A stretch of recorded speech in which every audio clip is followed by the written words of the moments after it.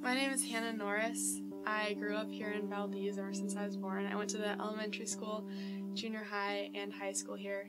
I had a pretty good experience at Valdez High School. I mean, there is the bad stuff that was definitely an option to get involved into, but I think a huge part of why I wasn't involved in that was the people I surrounded myself with.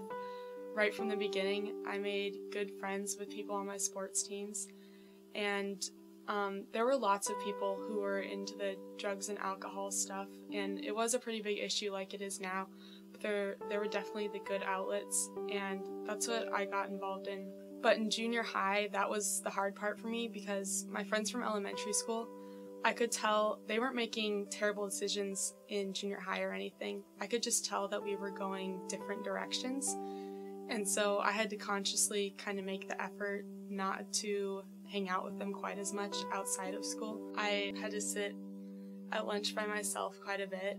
Removing myself from those certain groups of people was hard.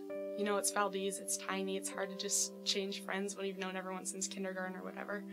I think that the most important thing you can do is, before you even get to the situation where you have to make that decision, you need to evaluate like your own morals and standards before you get to that situation, because by the time you get to that situation, there's going to be so much pressure from your friends. You're not going to want to lose your friends, and if you don't already have a plan of how to say no or some crazy weird excuse to get out of the situation, then it's going to be a lot harder to say no in that way.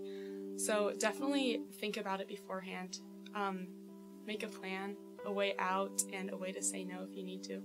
After 7th or 8th grade, my freshman year, it's just kind of like those new friends came, and I wasn't sitting at lunch by myself anymore, and it was great, definitely worth it to get those different friends.